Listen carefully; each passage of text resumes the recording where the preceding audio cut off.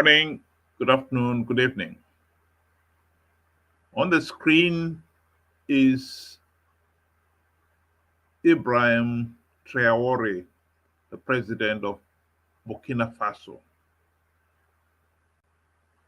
I think many people have followed him and could not help but admire what he's doing. His courage to break the mold and do something totally different, totally unexpected of an African leader. Here is a video of one of his latest exploits.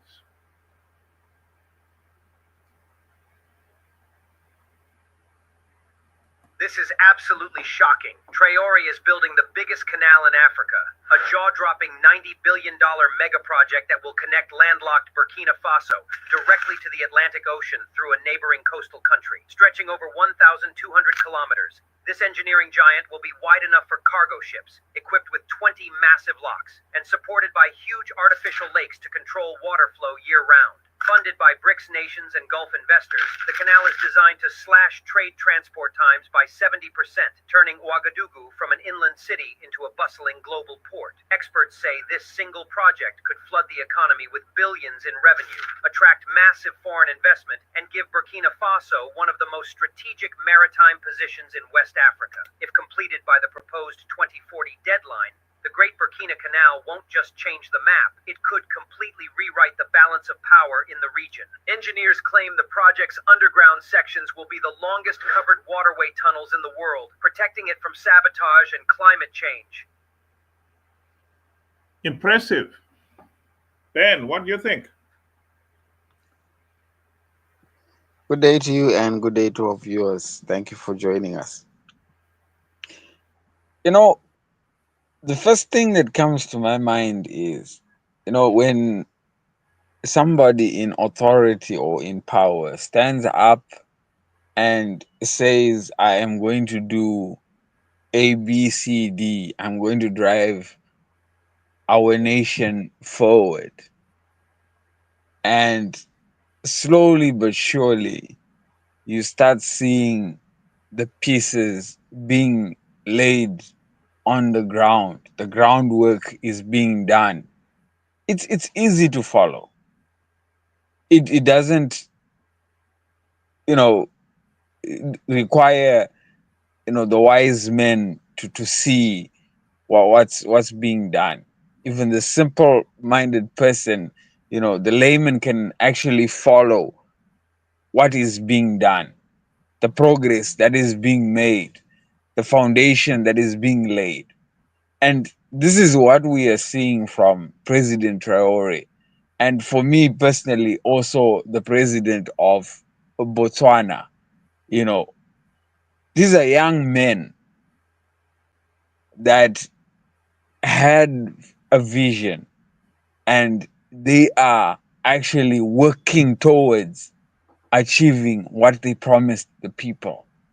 And it's very easy to see. You don't need the press to be telling you. You can just see the groundwork. Absolutely amazing. Well, for those who are not familiar with where Burkina Faso is there it is. It's north of Ghana on one side, and on the other with Togo, Benin, Nigeria is a close neighbor, Niger, Cote d'Ivoire, and so forth. And you can see the country is landlocked. And so the canal that is being proposed will probably go through Ghana or Cote d'Ivoire, Ivory Coast. Those will probably be the shortest routes. But in this case here, a lot depends on the terrain to decide which route would be the most suitable. But the point here is this is a major project, and they expect it to be completed by 2040. That shows, this is a major project. And yet, countries like Zimbabwe, when we gained our independence in 1980, they were given plans, feasibility studies, which had already been completed for Batoka Gorge, which, if completed, would have enabled Zimbabwe to have power generation the equivalent of Kariba between Victoria Falls and Kariba Dam. And this project would have costed $3 billion. And guess what? Up to this day, that project has never been done because of corruption, mismanagement, and you name it. I mean, this is one of the tragedies with Africa. We always been giving excuses for failures. And yet here is somebody who has decided and made a decision, and the work has already started on a major project. I think the documentary there said $90 billion. And we could not carry out a project that was only worth $3 billion.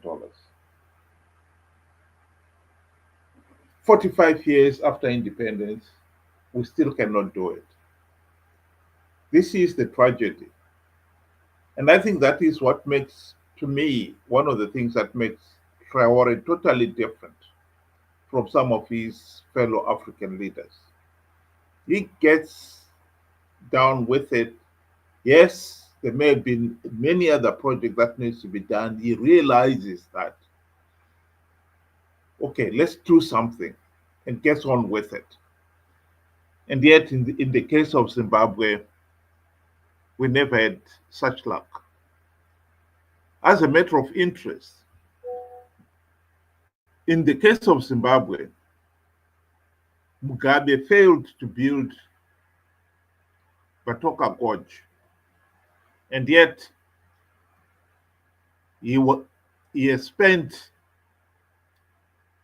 $3 billion at least. Some people value it at $4 billion building his blue roof mansion in Harare.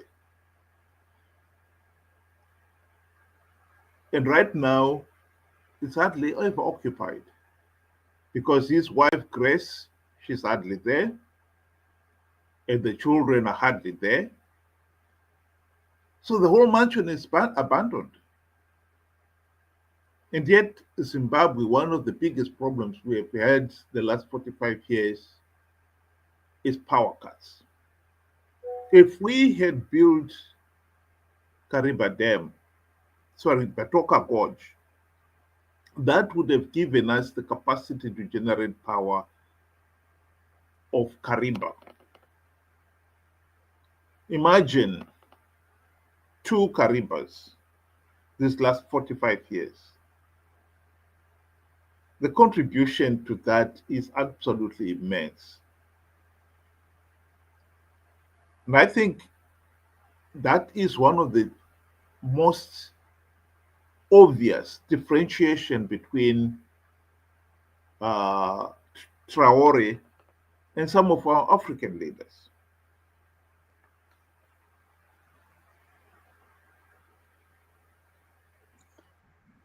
You know, ZANU PF has been in power for 45 years now. And I remember just a few days or weeks ago, ZANU PF had some form of a meeting. And, you know, Obama Chinguri was talking to the young people that were in the audience, and she was saying how the young people are disgruntled with how the old people are handling business. And her response was, the young people are not yet ready to lead the country. They lack the vision. And in your mind, and you start thinking, it's mind boggling to say, look, you really haven't done anything for 45 years. How dare you then say, I am not ready to move the country forward? You had the chance, 45 years, like you were saying, they had the feasibility studies of, a project. It was halfway done for them. All you just needed was to start, you know, the the works. They failed. So amongst us, who is not ready to move the country forward? It is them. ZANU PF has been dragging the nation backwards. When Dr. Simbama Kony said, when we inherited this country, we really didn't know what we were, what we were getting. It was a jam. It was a beautiful, healthy, functioning economy. They have destroyed all that. I mean, Zimbabwe is a case study for hyperinflation, running in the billions, never seen before.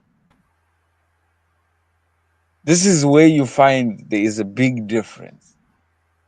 Where people have a vision and they work towards, implementing that vision, and you can see. And then where some people like ZANU PF, they just simply talk shop and do the exact opposite. That is the type of, leadership that can be compared, between the two, to say, you have Traore, you have Botswana that is heading towards the right direction. Then you have Zimbabwe, which is a dictatorship, heading, down, God knows where they're going to, or where we are going to end up.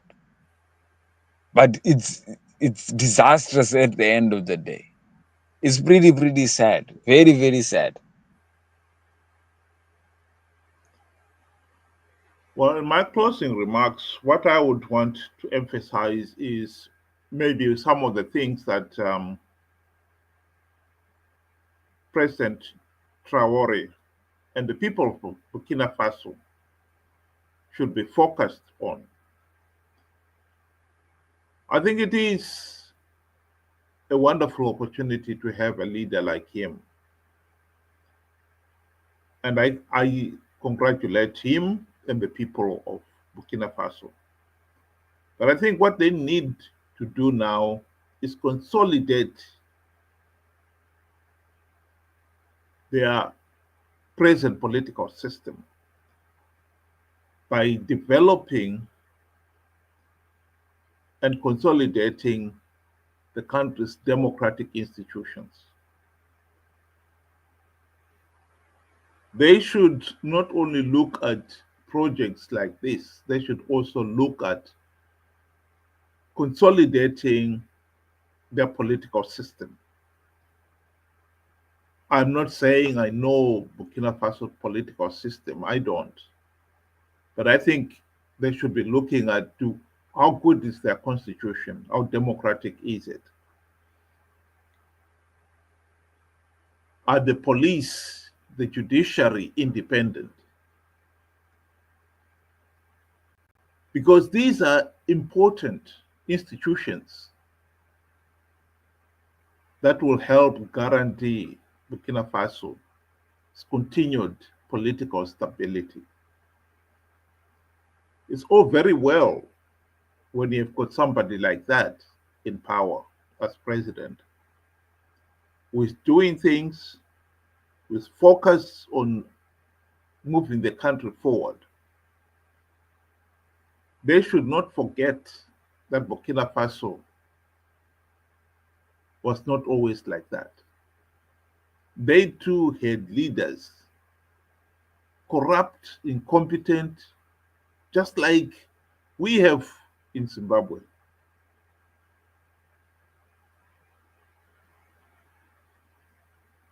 And we can easily have such a leader yet again. And that is what they've got to safeguard. Because unless you've got a really healthy and functioning democratic institutions, the chances of somebody, a dictator emerging yet again, cannot be ruled out. And I think this, when you've got stability and somebody who has got a vision, this would be the best time for the country to revisit their institutions and consolidate the progress that the country has made. At the present moment, President Traore would not have anything to worry about if there was a free, fair, and credible election. I believe he would win that election. And he is therefore then the best candidate to make sure that the institutions are reformed to guarantee free, fair, and credible elections. This is the time to look at consolidating not only the economy, but the democratic institutions for the country. That would be my final word to the people of Burkina Faso.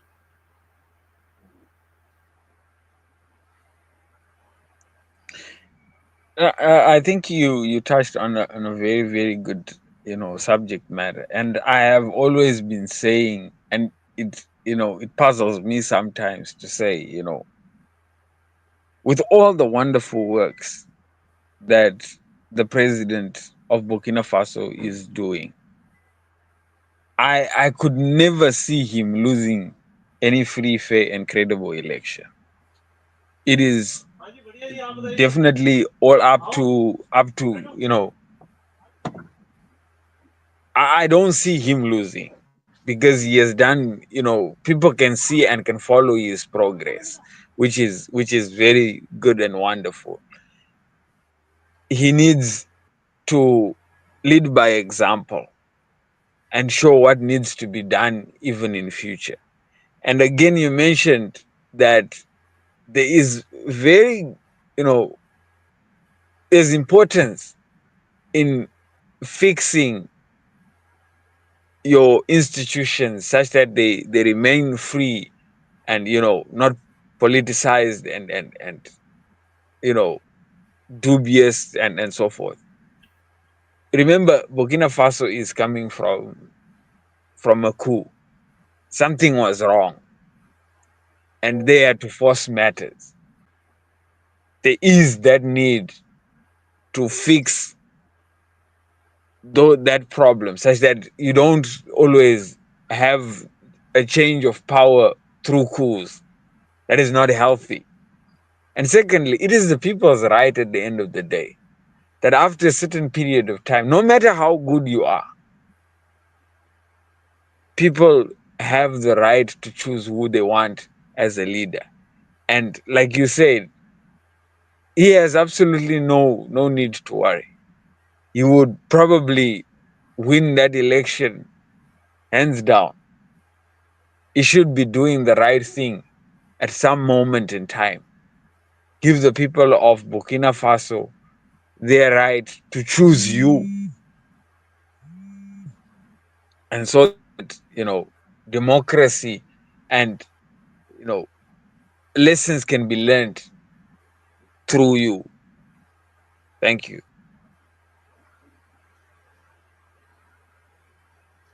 Thank you very much. Those of you who were able to join us today, hope you'll be able to do it again.